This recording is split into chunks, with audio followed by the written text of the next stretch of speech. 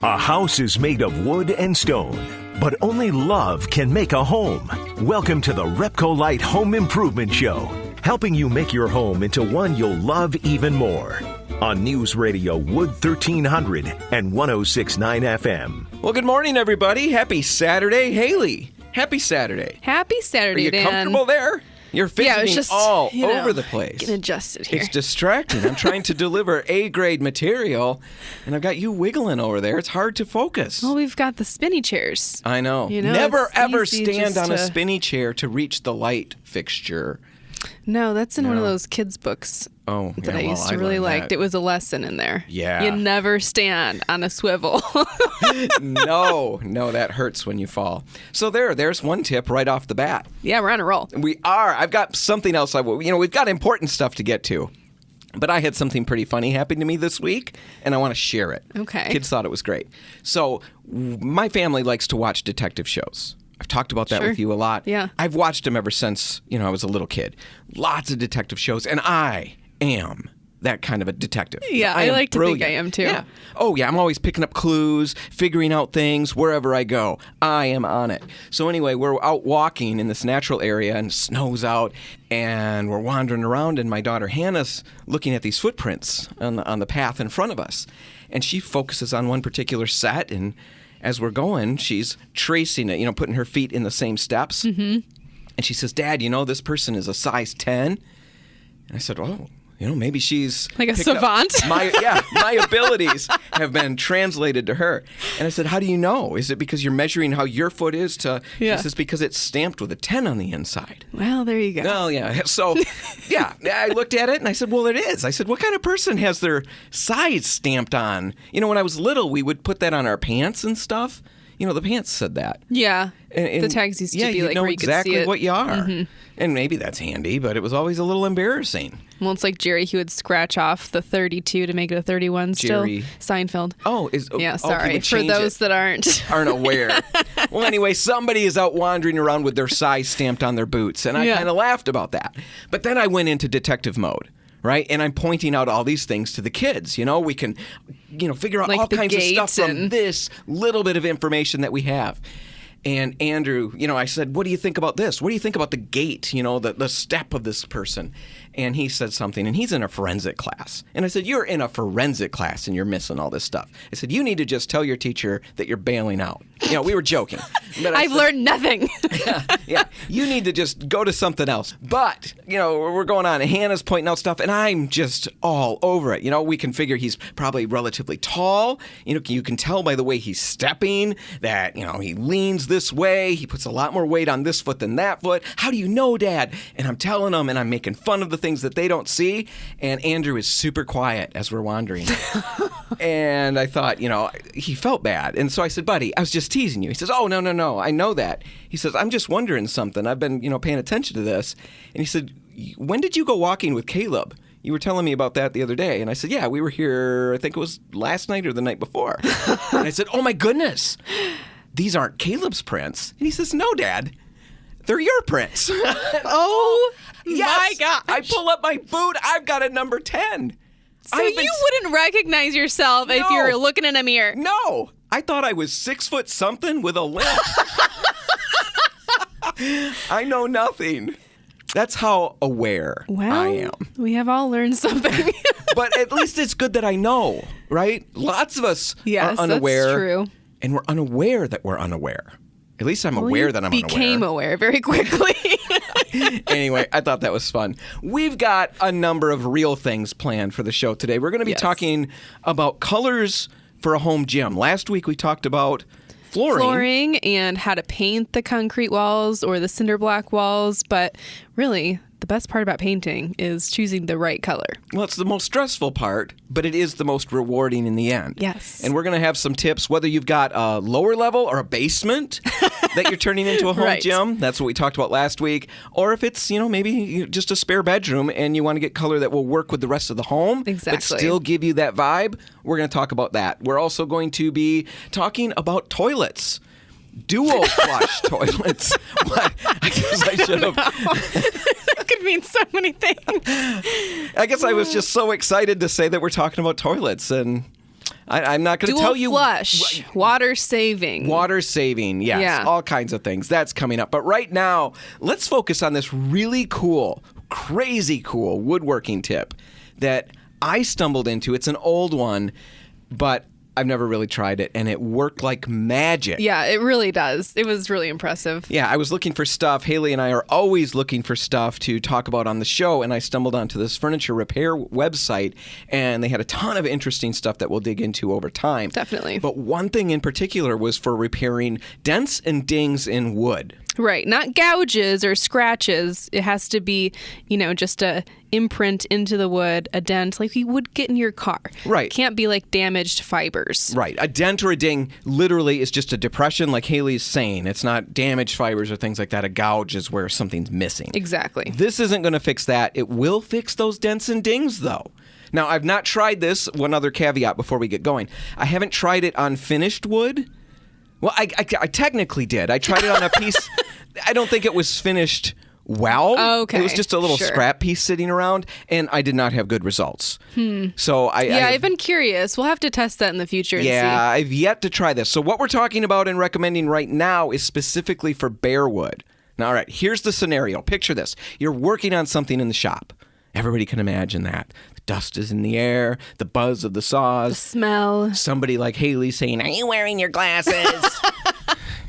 True. Are you watching Yeah. your fingers?" Stuff Wear like gloves, that. yeah. All of that's going on, and you're working on this, whatever it is, and it's taking a while to get it all together. And as it's there in your shop over several days and weeks and all of that, it gets bumped into, it gets dinged up, or You've got like a clamp that you've put down on it, and that makes a depression. I do that just about every time I clamp a piece of wood. Afterwards, I realize, okay, should have protected it because now I've got a dent in it. nice little dent, or Yep. you're pounding with a hammer, and you're pretty exuberant. And you miss. And you miss. I got a lot of that. And you got all these little gouges.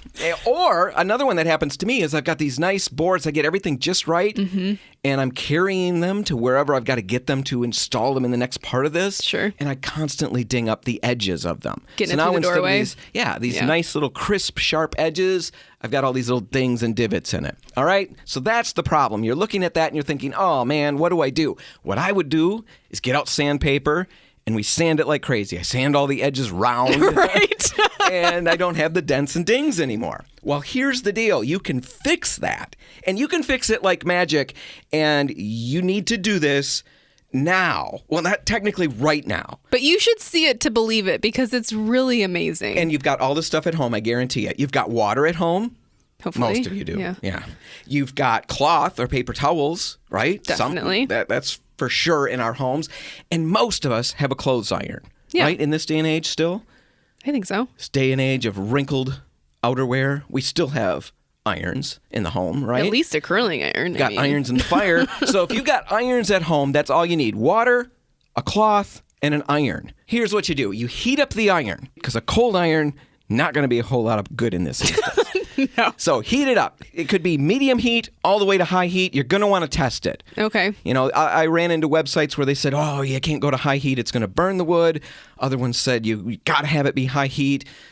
I tested it. I got different results based on different woods. I never burnt anything. That's what the cloth is for. Right. All right.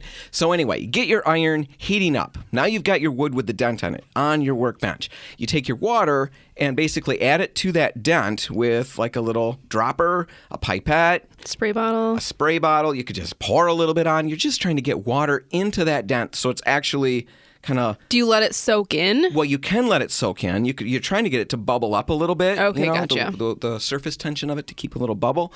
But if it soaks in, put a little more on there. You let it sit for a couple minutes like that, adding the water to that spot. Then you put your rag or your paper towels over that spot and then just press it down with the iron. Now you're ironing the wood through the paper towel or the cloth. You do that for a few minutes, you remove the iron and the cloth and take a look at what you've got. Most of the time, Dent is gone. you've seen it. Yeah. You came and were so excited. You've got to see this. It's like magic. And sure enough, I had no idea that a dent would have existed in the spots that you were showing me. Right. I did this on some oak. I did it on plywood. I did it on pine, poplar. The oak, the only thing that I could see was the mark left by the hammer, the colored Yeah, mark. there was like a like the metal black kind of mark. That stayed. But the dent itself came right out, worked on everything. Sometimes it takes a couple of applications. Sometimes it may take up to 10 minutes or so. I have to add more water sometimes.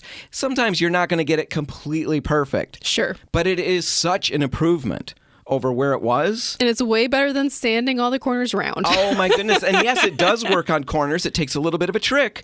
But I had a strip of pine that I dinged up the corners all the way down it, and I was able to remove most of those dings without any sanding at all. So now, cool. I know this is old news to some people. This ironing the wood, it's not a new thing. I've heard it before. I've just never tried it. I've never heard of it. No realization that it was as cool and as magic as it seems. Now, all right, try that when you get a second today. Make sure you try it today before you forget about it, because once you see it, you won't forget about it the next time you need it. Definitely. Now, all right, we're going to take a break, and when we come back, we're going to be making some recommendations for colors for home gyms. Last week, we talked about making that basement into a home gym or even getting the right flooring for your home gym. Right. Now let's talk about paint colors, because that's all important, right? The most important. The most important. That's all just ahead. Stay tuned.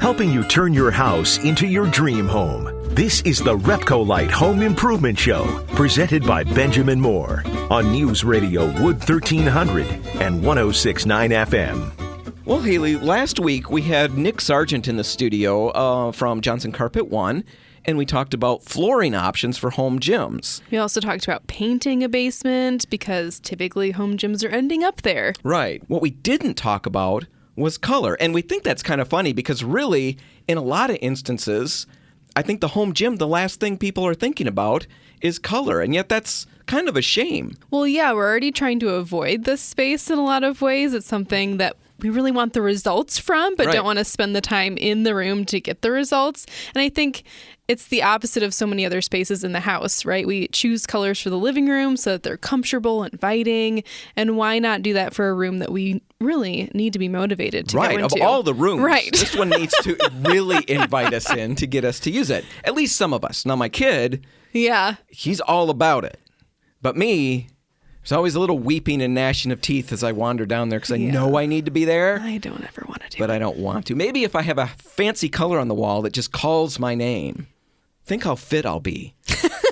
It's all about the paint color. It's all about the paint color. All right, so let's talk about that. And let's start with the whole psychology of color. Now, what that means is that there are certain colors, that's the scuttle out there. There are certain colors that will impact us in certain ways. It's why hospitals tend to be, blues, greens, mauves, very calming colors. Yeah, they're supposed to be calming. Right, exactly. And other spaces like kitchens, like a lot of restaurants, they'll have energizing colors because that increases our appetite. It's the idea. Makes us eager for conversation or something like that. Yeah, think about like fast food logos. They're always red or orange or yellow. Right. And it's for that reason. So that's the psychology of color, and we're not sure exactly where we fall on that. We think there's some truth to it. Yeah, I think that you've just got to figure out what feels right to you. Ultimately, like if you're trying to induce an energizing space, look for colors that feel energizing to you. Because personally, sometimes I feel like blues are more energizing than an orange. Which traditionally, people would say that's a calming color. Exactly. So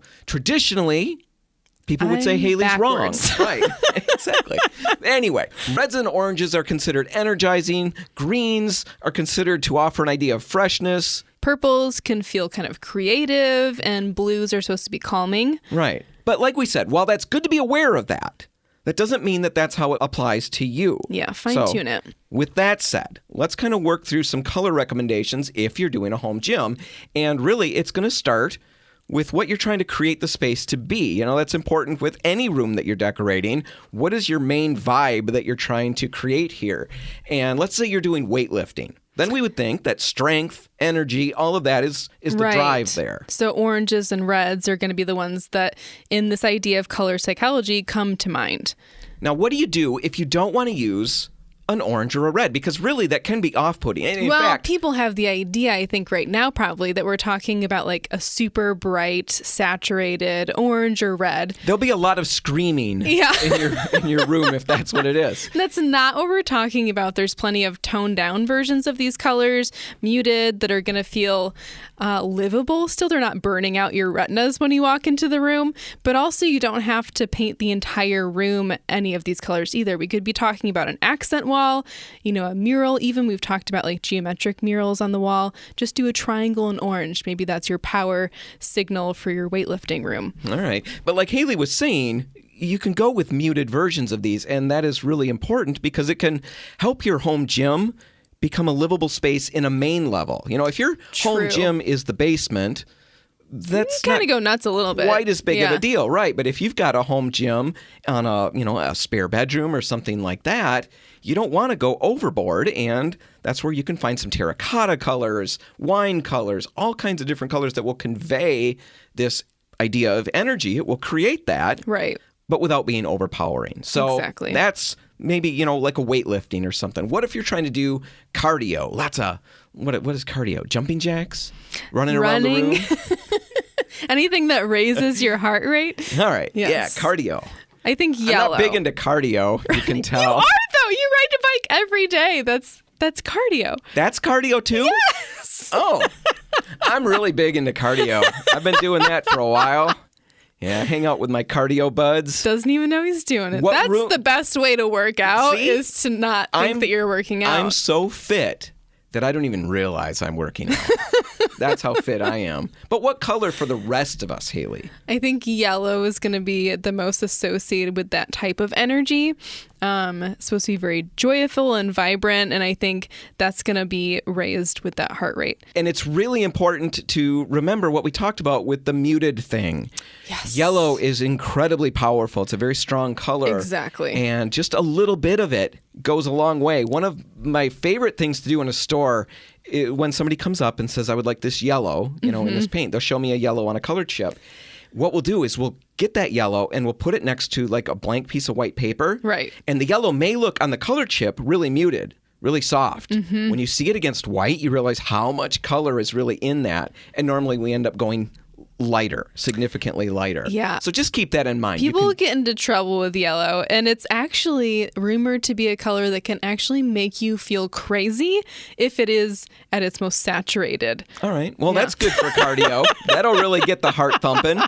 If you're doing yoga, something like that, maybe blues and greens, it's really important to consider, besides just paint colors, in the last little few seconds that we've got, we wanted to highlight wallpaper.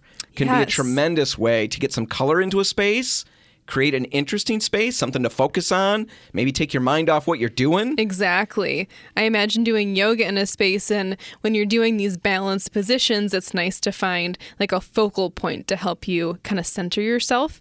And that would be so fun to do with wallpaper. You'd have all these little focal points that you could create in the space to help you. There are so many things you can do. The big thing we wanted to stress in this little bit that we had is just put some thought into the colors for your home gym, even if you've got it in a basement. We've got color designers at our store who will help. Just stop out and talk to them. Exactly. They can help you in the store. It's always helpful to bring pictures if that's the case, so they have something to reference.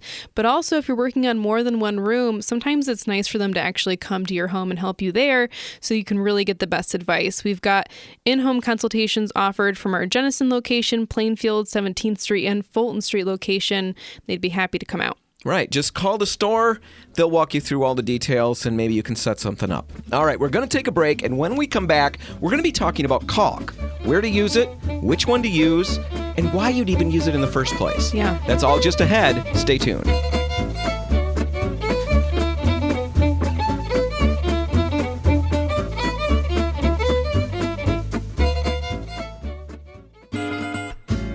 If you want to take your DIY skills up a rung, the RepcoLite Home Improvement Show is here to give you a boost on News Radio Wood 1300 and 106.9 FM. And we're back, and Haley and I are in the studio with Bill Sawtell from Sawtell & Associates.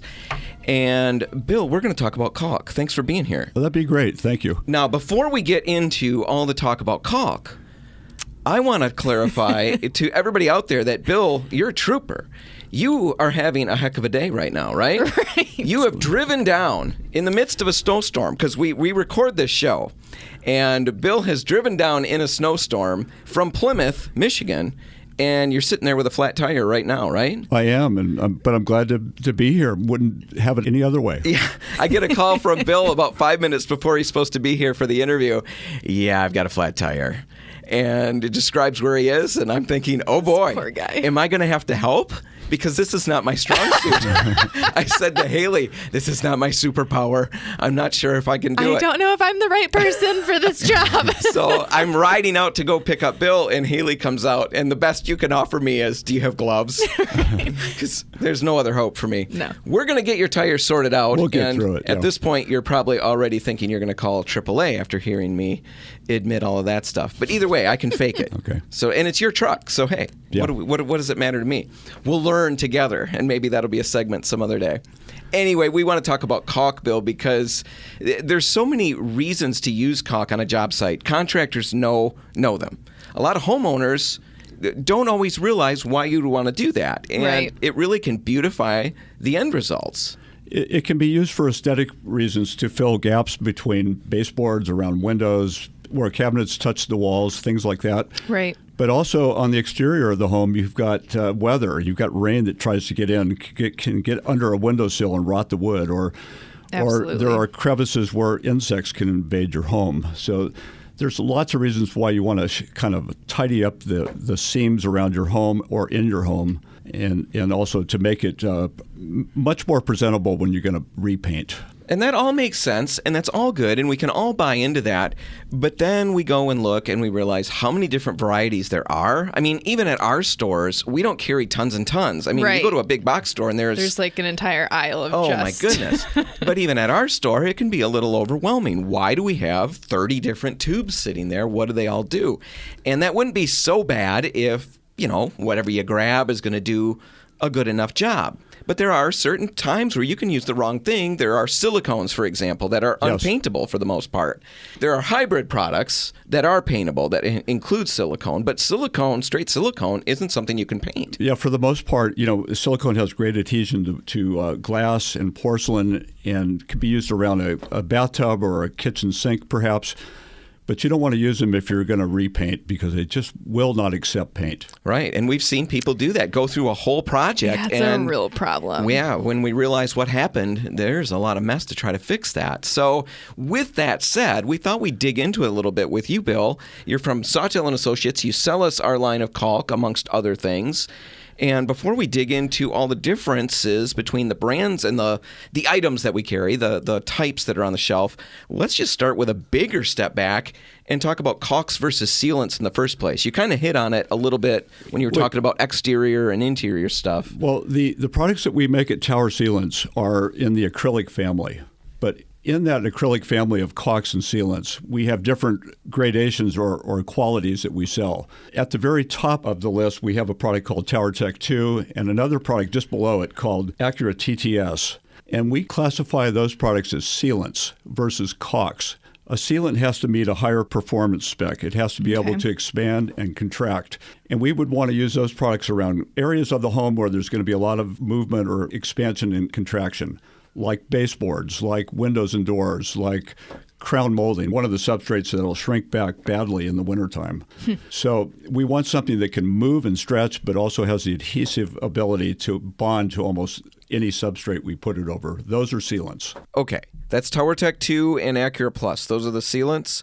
What about the caulks? We make a couple of products that we'll classify as caulks in our line that RepcoLite carries. One is called the Accelerator, and it's a product that has a quicker dry time.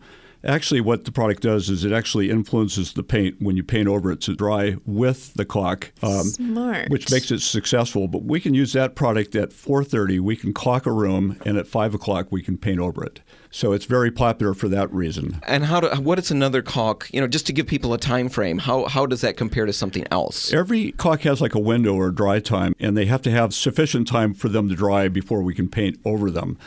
That's because the moisture in the paint, and most of your paint's acrylic paint, we don't want that moisture evaporating or coming and reacting with the paint and causing the paint to crack because of the moisture trying to escape. So we have an Acura Plus in the line that dries in about 2 hours for recoating. Not everybody wants a 30-minute dry or less.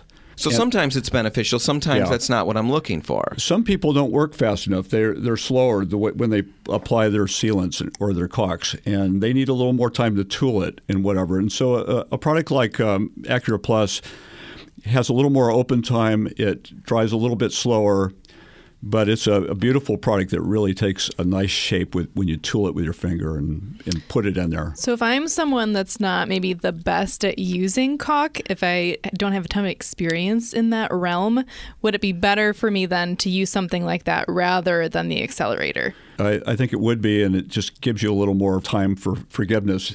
It's a really nice product, too. If you make a mistake, you can come back with a damp cloth and you can wipe some of it out or whatever, and it just gives you a little more working time. Okay, so I can make some mistakes with that one. I like that. All right. Yeah, it's forgiving. Yeah. Yes. And I think that's why painters like it as well. But not all painters, because every painter's got a different schedule. Now, we've got a little time left. I just want to simplify it maybe for some people out there. So let's talk about some common areas that I might want to use this. I'm caulking around the bathtub or the sink, like you mentioned. Which product would be good for that?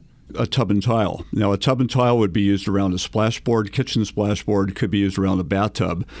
A tub and tile product is a little different than an average painter's caulk. Some of the ones we've mentioned, they dry to a slicker finish. It is easier to remove dirt off of those types of sealants. And they're loaded up with mildewcides and biocides. So you're in a wet environment, you don't have mildew and mold attacking and growing all over it. So those are a little bit different. Okay. And if I use a product that, like a Tower Tech 2, is a great product, it'll bond to anything, but it's not the ideal product to use around a tub or maybe a kitchen splashboard. Okay. So let's say that we've got to do the trim around a living room, trim around anything, the door trim, stuff like that. What would a homeowner want to probably take a look at in your line? Well, I'd have them look at the Acura Plus or the Acura TTS, and which is just a step up and has a little more adhesion and flexibility than Acura Plus. And either of those products are going to be extremely easy for them to use. They're air-free. There's no pops or bubbles. We do a great job of removing air from our tubes, so they're easy to apply, and they're very forgiving. You can correct mistakes very easily. I think you should talk briefly about that airflow thing, because that is something that's really critical. If you've ever used caulk, a lot of the times you'll have an air pocket within the tube, and as you're triggering it, out of the gun, you'll have that, and that can really be frustrating. And that's one of the things, the selling points of what you guys do, where you take huge steps to eliminate that. It's probably the biggest selling point that we do. We sell a lot of our products, probably 80% to contractors. And so contractors have to like your product or they won't buy it. We have mixing equipment and filtration equipment as we're making our batches that actually vacuums air and hard material that's not broken up properly. We filter every square inch 3 times before we actually fill it into the tube. And when we fill it, we have a unique method of filling the tube without adding air as we fill. So, when you gun our stuff, our products, you don't have any of the air pops that'll interrupt you as you're applying the product. Well, Bill, there's so many things that we could dig into. There's so much to learn. And you were nervous when we started talking that it's just going to be confusing info, right? I think we got the basics out there, but what we want to really stress is as you jump into a project, caulk is important. Mm-hmm. It's going to help give you a great finish, a professional look, and there are questions you're going to want to ask or at least get answered before you just grab something off of a shelf. So swing out to any RepcoLite or Port City Paint store. Tell us what you're working on, and we will happily make the right recommendation for your project. All right, Bill, thanks so much for being here. We're going to get your tire fixed now and get you back on the road. Great. Good to hear it. Yeah, excellent. Thanks so much. Now, all right, it's time for commercials, and when we come back, Haley, it's time to talk about toilets. That's all just ahead. Stay put. If you want to take your DIY skills up a rung, the RepcoLite Home Improvement Show is here to give you a boost. On News Radio Wood 1300 and 106.9 FM. Well, Haley, it's time to talk about bathroom things. We're going to talk about the toilets. Toilet.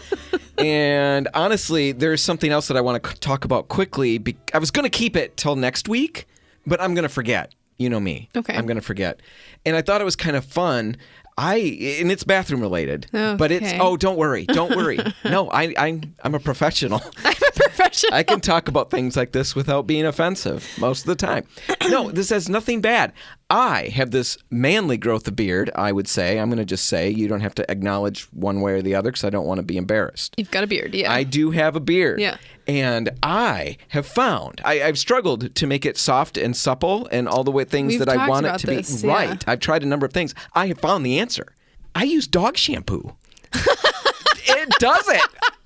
I was, in the shower the other day, and I'm looking, and there's this thing of dog shampoo, for the dog. Yeah. And I'm looking at it, and there's a little bulldog on there. That's the logo. And he's a little cartoon bulldog, and he's got a bow tie. He's dapper. And I thought, you know what? He looks really good. And then the name on it is like Warren London or something. I mean, it's fancy stuff. And then I'm reading it. Sophisticated. It does. It is. And it talks about, for an itch-free, skin Beards and stuff get like that. itchy. It will keep fleas off and stuff. I mean, Good. it's extra. I'm not going to get the mange. And it's got a cherry scent. And on top of it all, I kept thinking how shiny and soft Maggie is after we give her a bath. And I thought, what could possibly go wrong? Did anything go wrong? No, it worked. It's amazing. I couldn't stop petting my face. Interesting. I mean, people use, what is that shampoo, mane and tail? It's like a horse shampoo and conditioner. They swear by it. So you're really? not the only one. No, well, see? Yeah. I'm going to check out horse shampoo.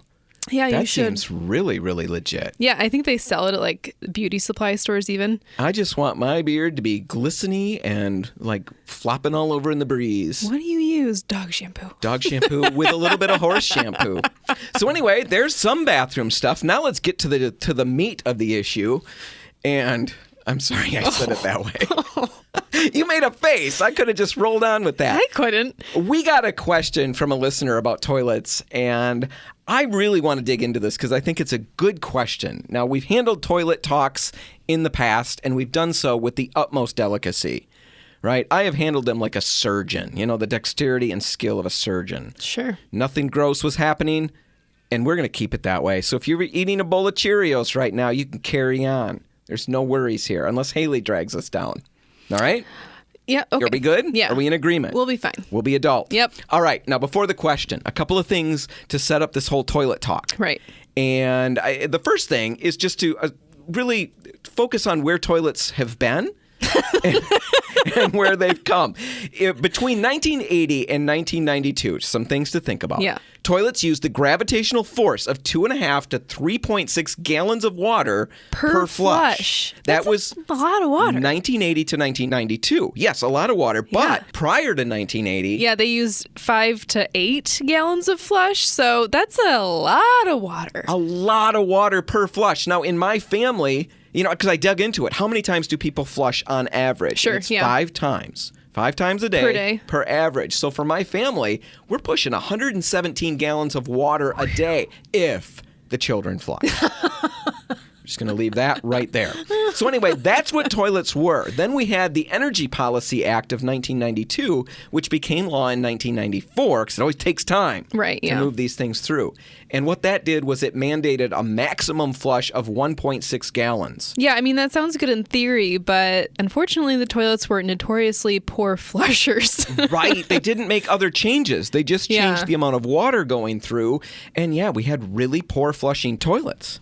So anyway, that's what we had in the past, and now we've had significant developments in toilet technology and design, and our new toilets work well, even with as little as 1.28 gallons per flush. Yes. That's the quick overview.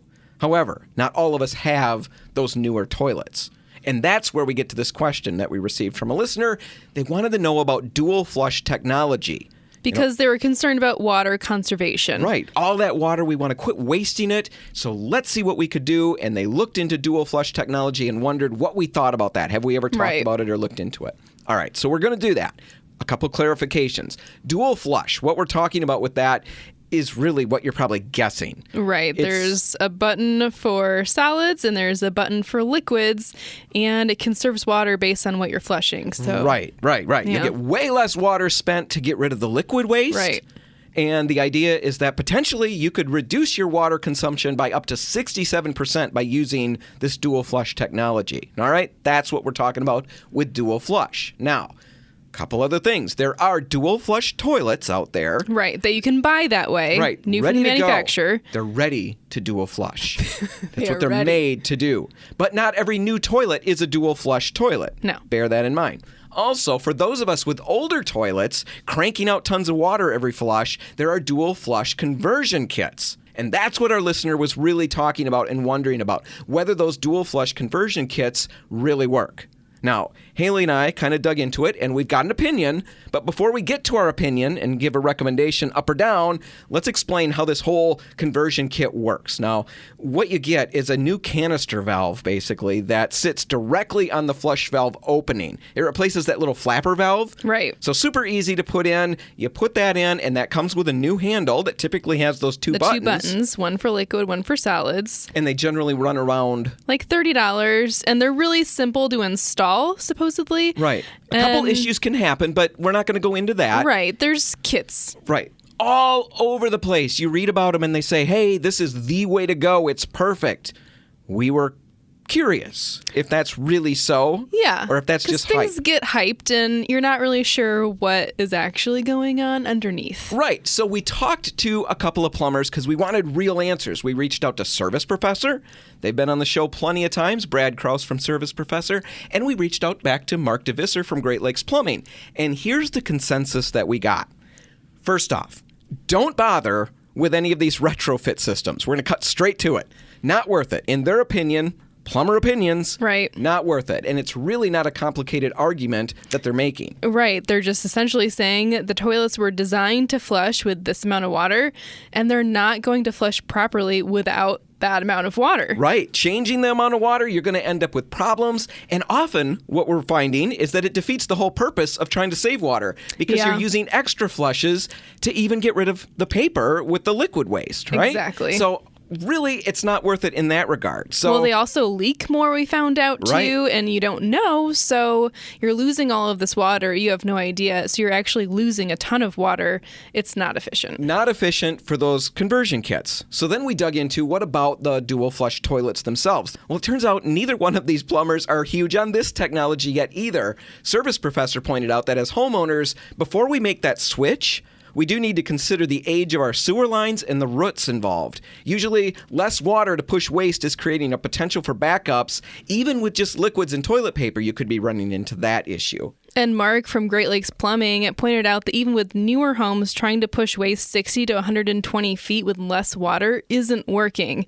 Drain cleaning is becoming a big business, even on newer houses, because stuff is not being pushed far enough downstream and it's creating a plug. So basically, using less water can make us feel good. We're saving money, we're saving water, but how good are we really going to feel if the toilet's not flushing, right? That's a deal breaker for me. Right. Now, both of the plumbers that we talked to said that there were plenty of great toilet options out there that will flush like a dream while still meeting water consumption codes. So check into those. And Mark DeVisser had some great last-minute advice if you are concerned about saving water. Yeah, try installing a water-saving shower head, sprinkle the lawn less, and turning off the water while you're brushing your teeth can save water. Right, and those are ways that aren't going to cause a lot of pain and angst. Yes, angst is a good word. Yeah, having to flush the toilet 27 times to make it good isn't a fun way to live. No. Now, we know there are probably plenty of people out there who really love their dual flush toilet or who have used these conversion kits and really love them. And if that's you, we'd love to hear about it because that will help us form a bigger opinion. And you can reach us at radio@repcolite.com. Bottom line here is before you jump into a switch like this, it's an important thing. It's a toilet. You want to get this right. Before you jump in, check with a plumber that you trust and get their opinions. There are a lot of great ones out there. Two of our favorites are Service Professor and Great Lakes Plumbing, and we'll put the links in the show notes. All right, Haley, that's it. That's all the time we've got. We're going to wrap it up. If you want to catch this one again, you can find it online at RepcoLite.com. And we should mention that right now, if you're a painting contractor, RepcoLite has a pro show going, probably the best pricing you're going to see All year? All year, I probably. mean, with supply shortages, prices go up, and right now, this is probably the best we're looking at. Right. It starts February 21, runs to March 4. Lots of products on sale. If you're a homeowner and you want to buy a box of roller covers, you can still take advantage of the pricing, too. You can get more info at any RepcoLite or Port City Paints. Whatever you do today, make sure paint's a part of it. The RepcoLite and Port City Paint stores are open until 3, waiting to help. I'm Dan Hansen. And I'm Haley Johnson. Thanks for listening.